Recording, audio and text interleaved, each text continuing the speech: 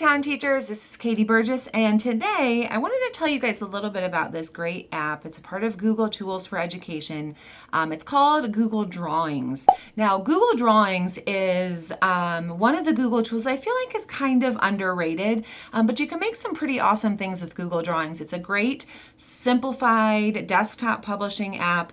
It's a good thing you can even kind of work with your students on, but it's a great way to make images. It's almost as if you have, rather than having Google Slides and having like all this mess of slides, it's like having one thing if you just need to print one thing or create one thing. So here we're going to go to Google Drawings. So when you first look at Google Drawings, you'll notice right away it is a very simple design. It kind of gives you just this basic 8x10 layout, which you could print on a single sheet of paper. It is horizontal instead of vertical, and then it has a bunch of tools up here. Now, the first thing I want to talk about is the actual canvas. Now, you'll kind of notice how the canvas almost looks like, and it's kind of hard to see, but it looks like kind of a gray and white checkerboard. And what this means is that it is transparent. There currently is no background here. So if you would like to make something that you could put onto maybe another drawing or something, and you want it to only have the shape of whatever it is you're creating, you just keep that background transparent. You would save it as a PNG file, which keeps a transparent background. But this is something that you can do that with. So the first thing we're actually going to do is we're going to give this a background. So I'm just going to right click anywhere in there, and then you have this option for a background. I can make my background be just a solid color. I can give it a gradient. I can even kind of customize that gradient. I'm just going to give it something basic. We'll just pick this dark green, and then that's my background. Okay. Now you've got all these tools across the top. Kind of the main tools that you will work with in order to add something to your drawing are these tools here where you've got an arrow, a line, a shape, you've got your text, or you can add an image. Now you also have up here where it says insert, a lot of other things. Like you can add word art, which kind of is like text but with more features. You can also add a chart or a diagram if that's something that you're working with. You can add a table, which I always feel like a table is a really nice way to keep things organized. But you can add all these things also here from this insert tab. But basically you're just going to click on what you want to add, and I'll do the word art one because that's kind of a fun one. So we'll click word art, and then it's just going to give me this super basic box to type something. So I'm just going to type A-Town tornadoes. Okay. Now, right now it looks like there's not much going on. It does say I'm going to click enter to save, or I'm going to click shift enter for multiple lines. If you don't click shift enter, it just kind of saves it as something. So now I've got this basic text. Now, the thing I like about word art more so than just a regular text box is that it gives your text an outline. Sometimes you can't do that, or you can't do that with a regular text box. So it's kind of more like fancy title text, whereas your text box is a little bit more like your body text. So from here, when I have clicked on this, so when it is selected, it gives me additional options for what is selected. So I'm going to change my font. We'll just put it at this one called Righteous. And then I'm going to change that color because that fill color doesn't really go with what I'm doing. And I'm going to make this border a little bit bigger. And I'm actually just going to make the border white. And we're also going to make the border thicker. Actually, this color I feel like needs to be darker. Let's make it this darker one. Okay. And then actually, if I want to give a border like a dash or something, I could do that. To me, that's kind of hard to read. I guess there's that one. I'm going to keep it at just a solid line though.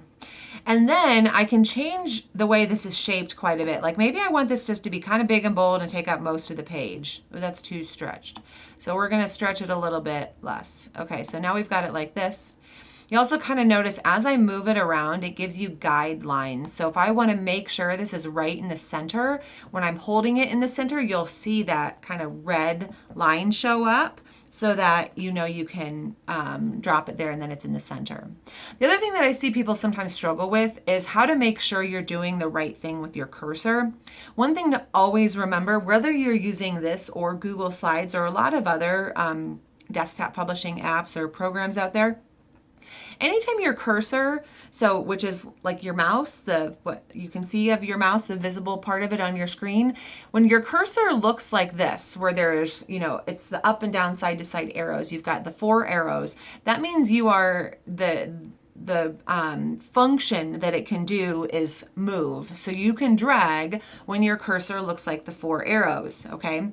If my cursor looks like 2 arrows, whether it's going up and down or side to side or even diagonally, that is going to drag to resize something. So if I wanted to resize this, I would put it here where I've got this up and down arrow, and then I drag to resize it, okay? Now the other one that people always are like, well, how do I get the text on there? So your cursor looks kind of like a capital letter I when its function is to type. So, or you can click to type something. So just kind of keep that in mind. Those different cursor shapes really mean something. So if you pay attention to what your cursor looks like when you can do something, then it'll help you understand, what you're doing and so you can do the right thing. Okay, so I'm going to click off of this. And then the other couple things you can do, you can add a picture if you'd like. The nice thing is with the insert image, because this is a Google tool, you can insert right from your Google Drive. You can also add shapes, which is a really nice feature, especially if you're just kind of trying to create some sort of like sign or poster or something. There's a lot of great shapes that they have. I like to use these call out ones. Oops, somehow I clicked off of that. The call out ones, sometimes work really well for different things. So I clicked on that and then I can kind of drag down here. Now, almost every time it inserts a shape, it's going to give it the same color that whatever you previously inserted. So because my word art is this like gold and white, it defaulted to make my shape also be that color. So if I want to, I can change that. It gives me these options to change it.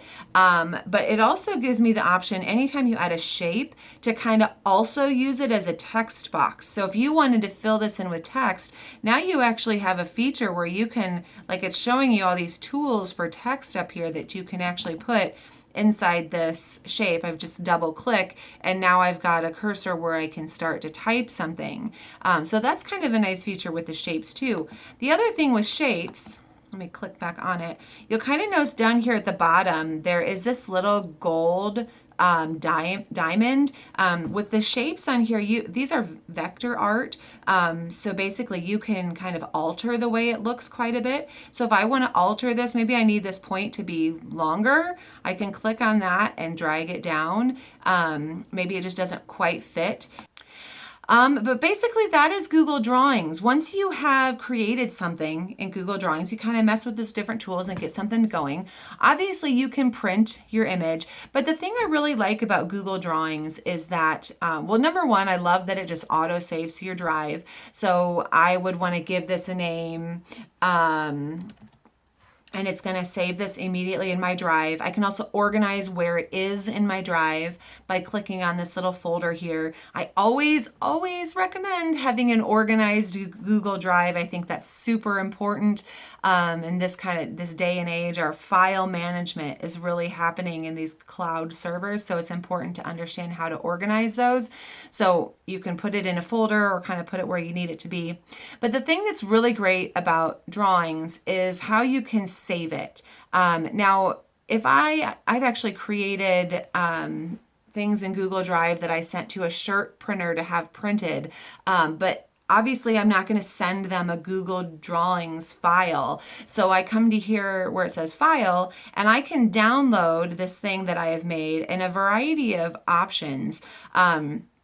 Now, I can save it as a PDF, which is basically a universal file format. You can open a PDF from just about anywhere, so that's a nice file format to have.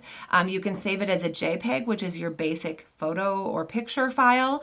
You can save it as a PNG, which, like I said, that means that anything that was left transparent is going to remain transparent. So if you're going to take this image and put it on something else, and you need it to maintain that transparency, you'd want to save it as a PNG. But then the last one is this scalable vector graphic, which an SVG file is basically what you would send to like maybe a screen printer or anyone who needs the image to be able to be enlarged or shrunken without changing any of the quality of it. So an SVG file basically is vector files. So it doesn't really work if you have photographs in there, or it does save, but it's not really what they need. But basically it is saving the different lines and curves and shapes and points and things like that, so that you can use this in multiple different formats, which is really nice. I mean, that's it's a really sort of sophisticated way to save something. So it's really nice that they offer that as an option in Google Drawings here. But that's one of the things I really like about it, is that download, and then you can save it as all these different file types. Obviously, it lets you email it. Same thing like any other Google app. It gives you a lot of options for version history, especially if you need to check back and see how something previously was saved or something. You have a lot of options for that. But in a nutshell, that is Google Drawings. I hope you enjoy it. Hope you give it a try. See if that's something you can use in your classroom. Have a great day.